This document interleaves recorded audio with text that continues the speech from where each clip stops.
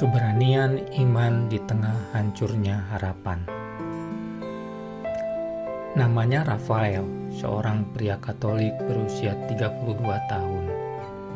Hidupnya dulu sederhana dan penuh rencana.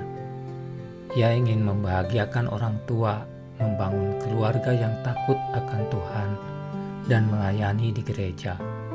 Namun, semuanya berubah dalam sekejap pada tahun itu.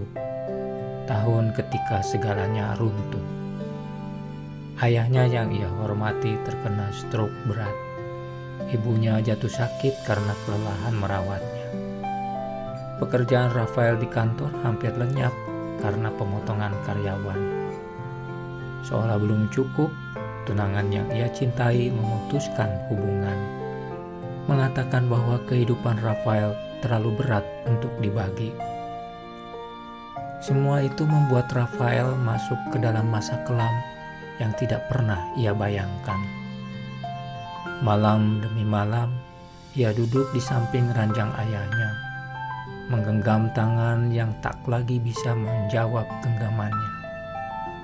Sering ia berkata pelan, "Ya, maafkan Rafa, kalau belum bisa jadi anak yang membanggakan." Ibunya melihat dengan mata yang lelah dan berair.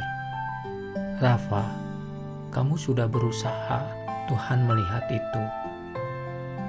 Tetapi di dalam hatinya Rafael merasa sendirian, benar-benar sendirian.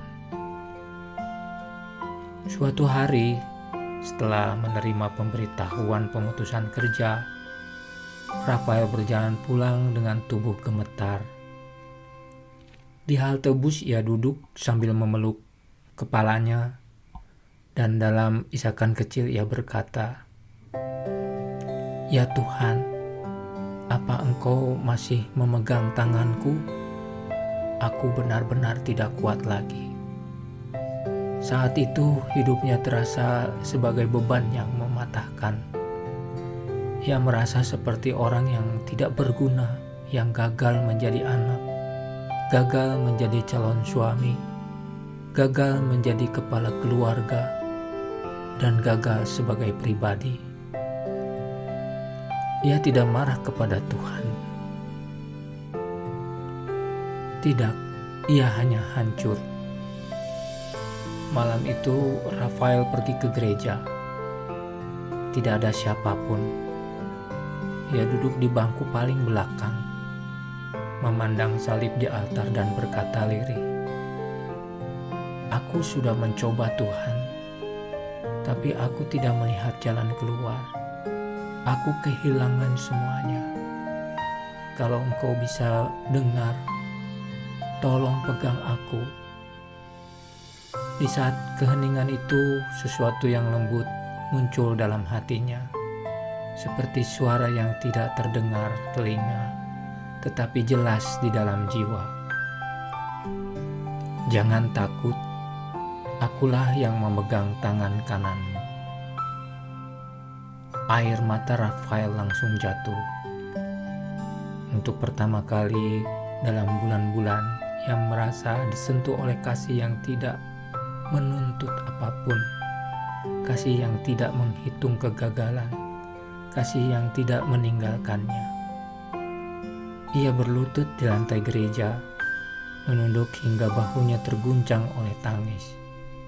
Dan di tengah air mata itu ia berkata, "Kalau Engkau masih di sini, aku akan bangkit. Perlahan, tapi aku akan bangkit." Hari-hari berikutnya tetap berat. Ayahnya tidak sembuh, ibunya tetap lemah, pekerjaannya tidak kembali. Tidak semua hal berubah, karena memang ada hal-hal yang tidak berubah. Setidaknya bukan sekarang, bukan dalam cara yang Rafael harapkan, tetapi Rafael berubah. Ia mulai kembali berdoa rosario setiap hari. Ia mulai mencari pekerjaan baru walaupun sering ditolak. Ia mulai ikut pelayanan kembali walau hatinya belum pulih sepenuhnya.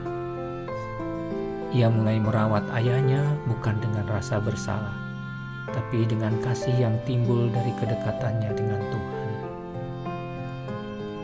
Suatu sore kakaknya yang jarang berbicara dengannya datang dan duduk di sebelah Rafael. Ia berkata, "Rafa, aku tahu kamu yang paling capek. Maaf kalau selama ini aku jarang bantu." Rafael tertegun. Kadang Tuhan menyentuh hati keluarga bukan dengan kilatan mukjizat, tapi dengan bisikan kecil, halus dan perlahan. Tahun itu tetap penuh air mata, tapi air mata itu bukan lagi tanda keputusasaan, melainkan tanda bahwa Tuhan sedang membentuknya. Dan seperti janji Yesaya, aku menjadikan padang gurun menjadi kolam air. Rafael tidak kembali menjadi pria yang sama. Ia menjadi lebih lembut, lebih kuat, lebih peka melihat penderitaan orang lain. Hatinya yang dulu patah, kini menjadi ruang bagi Tuhan untuk berkarya. Di penghujung cerita, ketika ia menatap ayahnya yang tidur tenang, Rafael tersenyum kecil dan berkata, "Tuhan, dulu aku datang kepadamu dengan beban yang hampir membunuhku. Sekarang aku berjalan dengan bebanmu yang ringan, karena Engkau menolong aku bangkit." Dan disitulah ia menemukan makna sejati dari bacaan hari ini.